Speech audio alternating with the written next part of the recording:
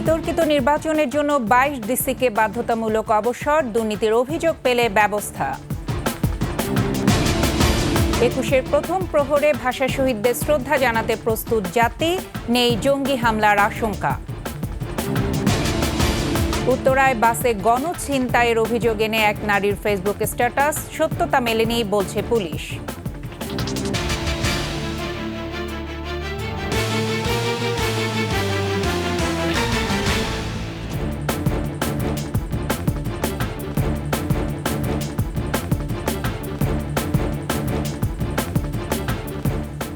শুনছিলেন সংবাদ শিরোনাম। ২১শে সংবাদে প্রত্যেককে আমন্ত্রণ জানাচ্ছি আমি ফারজানা আখি।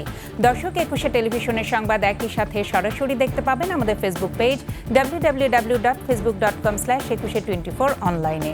এছাড়া সাবস্ক্রাইব করতে পারেন www.youtube.com/21sheetv চ্যানেলে। এছাড়া সংবাদে আরও থাকছে: সংযোগ আছে, বিদ্যুতের ব্যবহার নেই, মিটারের তেলেসমাতিতে হাজার হাজার টাকা বিল।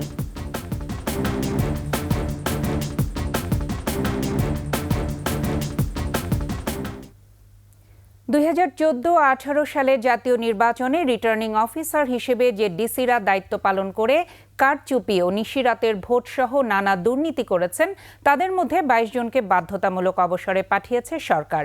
জনপ্রশাসন সংক্রান্ত উপদেষ্টা কমিটির বৈঠকে এই সিদ্ধান্ত হয়েছে। এছাড়া জুলাই আন্দোলনের বিরোধিতাকারী হিসেবে শিল্প সচিব জাকিয়া সুলতানাকেও বাধ্যতামূলক অবসর ও স্বরাষ্ট্র মন্ত্রণালয়ের সাবেক যুগ্ম সচিব ধনঞ্জয় কুমার দাসকে সাময়িক বরখাস্ত করা হয়েছে। মফিউর রহমানের রিপোর্ট।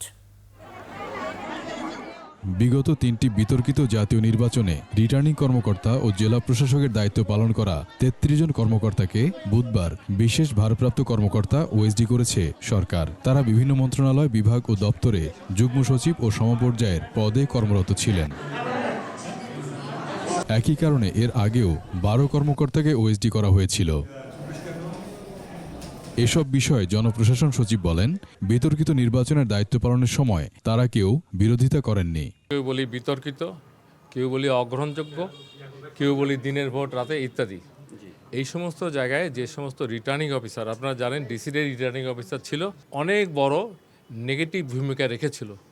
কোনো একজন ডিসিও বলে নেই যে আমি প্রতিবাদ করব, অথবা আমি রিটার্নিং অফিসার থাকবো না, অথবা আমি রিজাইন করলাম, আমি কাজ করব। এমন অভিযোগে ২০১৪ ও ১৮ সালের জাতীয় নির্বাচনের দায়িত্ব পালন করা ২২ কর্মকর্তাকে বাধ্যতামূলক অবসরে পাঠানো হয়েছে।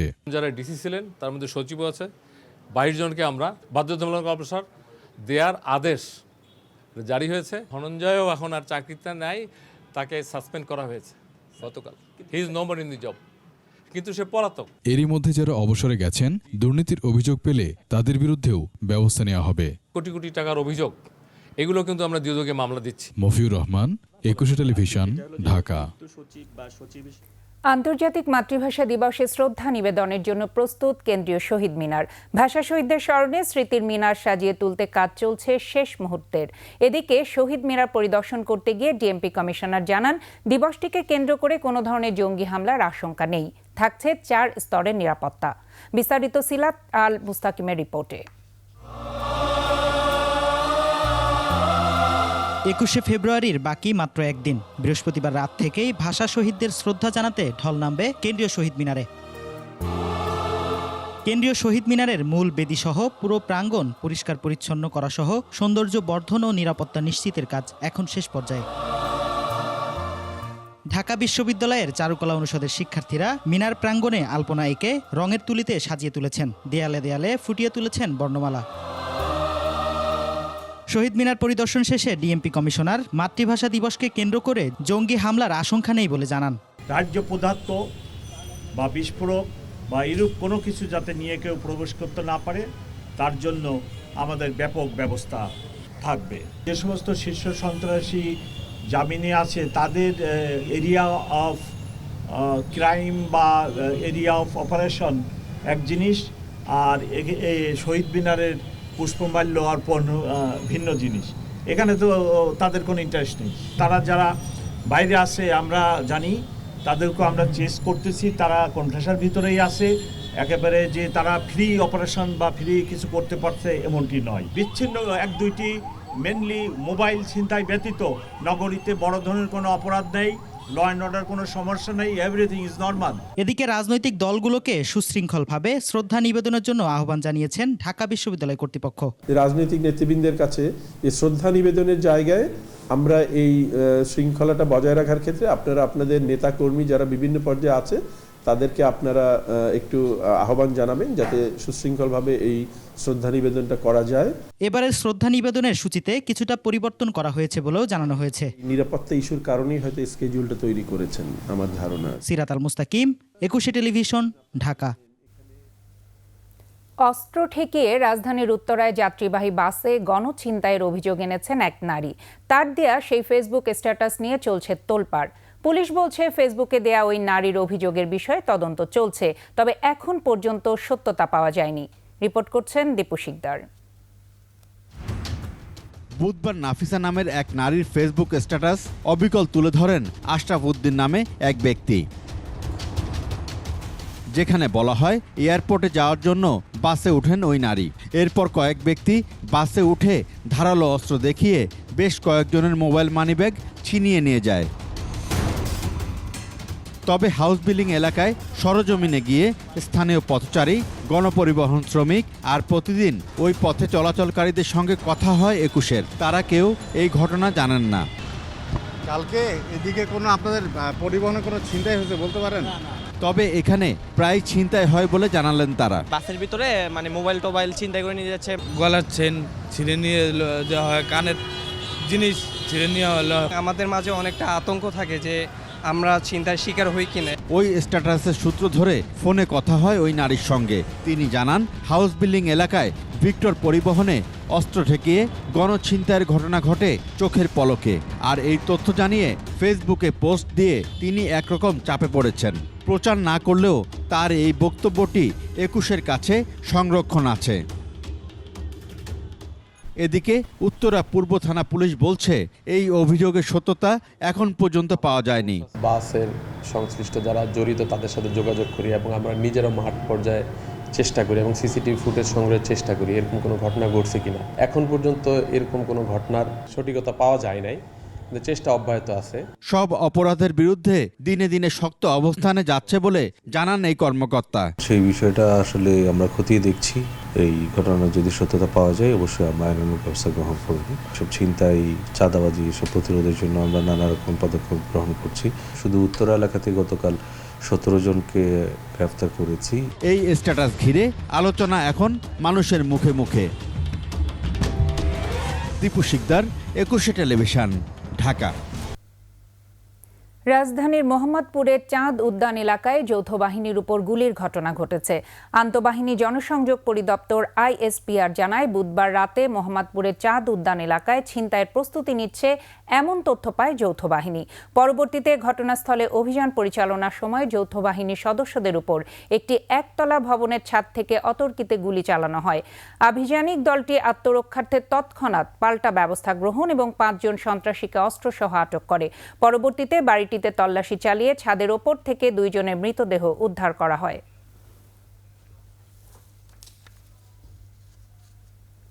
সময় হলো দেশকে নৈরাজ্যের দিকে ঠেলে না দিয়ে দ্রুত নির্বাচন দেওয়ার আহ্বান জানিয়েছেন বিএনপি মহাসচিব মির্জা ফখরুল ইসলাম আলমগীর।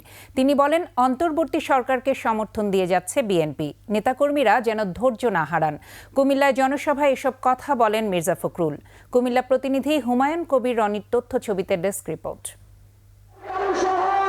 31 দফা বাস্তবায়নের লক্ষ্যে কুমিল্লার লাকসাম স্টেডিয়ামে বিএনপির এই জনসভা। 16 বছর পর মুক্ত পরিবেশে দলের মহাসচিব ও কেন্দ্রীয় নেতাদের আগমনে উচ্ছ্বসিত নেতাকর্মীরা।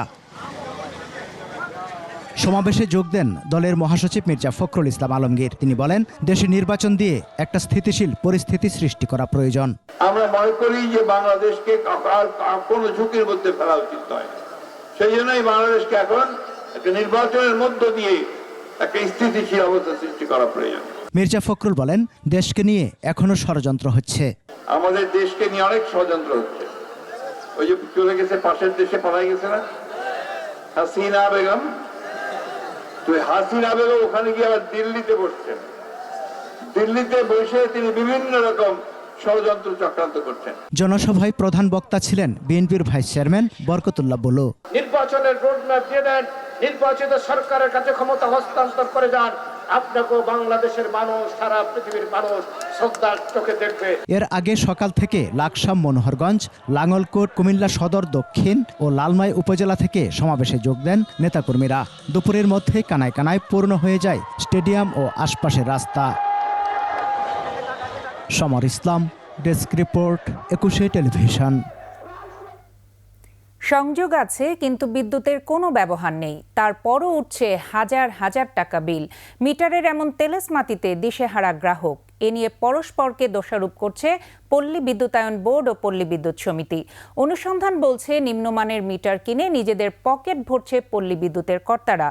আখের গোছাতে অযৌক্তিক মূল্যে অপ্রয়োজনীয় মালামাল কিনছে দেদারসে। ৮০টি পল্লী বিদ্যুৎ সমিতির স্টোরে পড়ে আছে হাজার কোটি টাকার অপ্রয়োজনীয় পণ্য। বিস্তারিত আলী আহমেদের অনুসন্ধানে।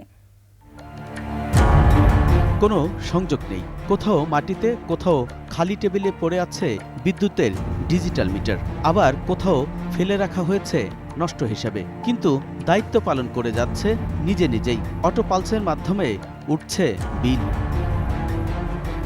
এসব মিটার গ্রাহকের ঘরে থাকলে বিদ্যুৎ ব্যবহার না করলেও পল্লী বিদ্যুতের টাকশালে জমা করে টাকা। কোথাও কোথাও হাজার গুণ বেশি বিল ওঠে মিটারে। বিলটি দেখার পর আমি হতভম্ব হয়ে পড়ি। গোটা মেশিনগুলো বিক্রি করলে বা এই জায়গা সহ বিক্রি করলে আমার এত টাকা পরিশোধ করার মতন ক্ষমতা আমার নাই।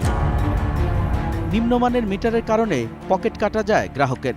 দেশের ৩৪টি পল্লী বিদ্যুৎ সমিতিতে পড়ে আছে 14 লাখ নষ্ট মিটার। অটো পালস দেয়, মিটার হঠাৎ করে রিডিং বন্ধ হয়ে যায়, উল্টা রিডিং শুরু হয়, মিটার আপনার সাদা হয়ে যায়। এগুলা প্রতিটা অফিস থেকে কম করে আপনার 300 থেকে 400 মিটার আমাদের ফিল্ড থেকে ফেরত আসে। মিটারের লাইফ হলো 10 বছর, তার মানে আমাদের 3.5 কোটি গ্রাহক আছে, 35 লাখ পর্যন্ত মিটার নষ্ট যদি হইতো এটাকে অ্যাকসেপ্টেবল। গ্রাহক সেবার চেয়ে পল্লী বিদ্যুতের কর্তারা ব্যস্ত নিজেদের আখের গোছাতে, তাই কেনাকাটায় মনোযোগ বেশি। যত কেনাকাটা তত টাকা।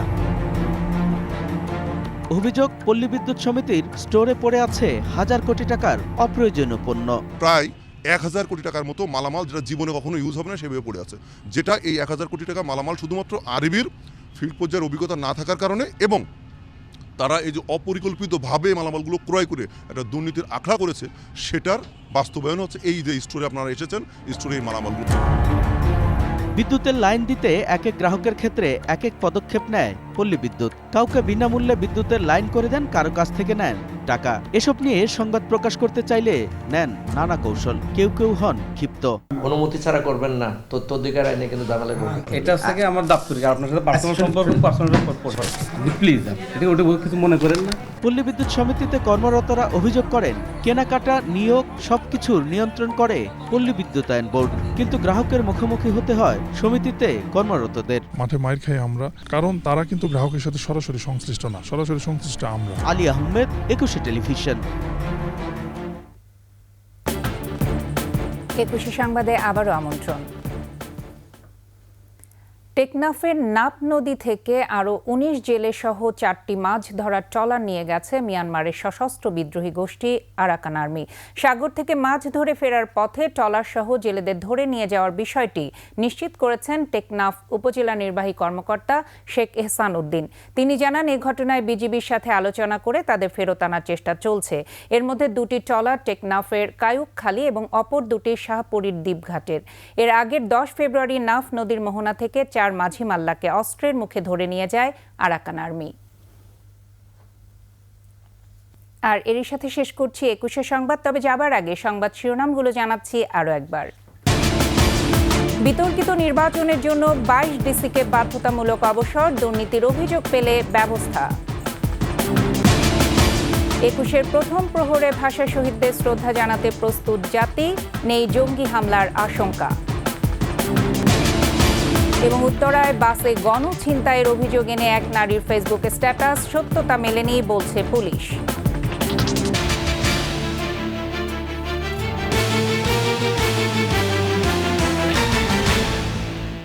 সর্বশেষ সংবাদ জানতে ডায়াল করুন 2024 নম্বরে আর ভিজিট করুন 21-tv.com এই ওয়েবসাইটে।